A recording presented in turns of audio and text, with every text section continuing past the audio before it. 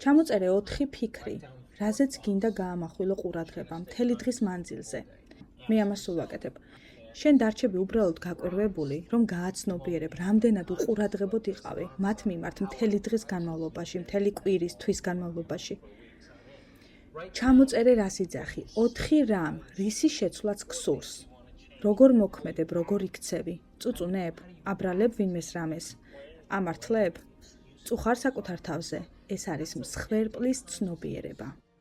რა ემოციებში ცხოვრობ? შესაძლებელია ისე ხარ მიჩვეული დანაშაულის გრძნობით ცხოვრებას, რომ არც კი იცი, რომ ეს უკვე დანაშაულია. უბრალოდ ასე გრძნობ თავს. ნებას მისცემ საკუთარ თავს ენერგიის კარგვისას.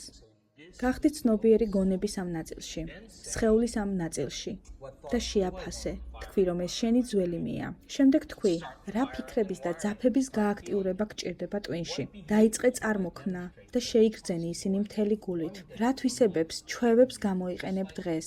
რა არჩევანს გააკეთებ დღეს? ერთი დღე, ერთი სიცოცხლე.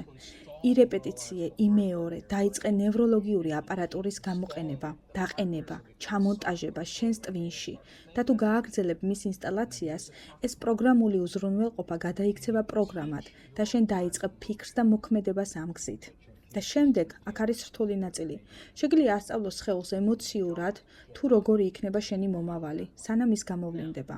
არ ადგე მანამ, სანამ არ იგრძნობ ამ ემოციებს საკუთარ თავში. აპრაქტიკე ეს რამდენიმე დღე და შემდეგ ნახე, თუ შეგიძლია დარჩენა ამ მდგომარეობაში და დააკვირდი, თუ როგორ უცებ გაიხსნება ყველა ის საბედისწერო კარი შენს წინ.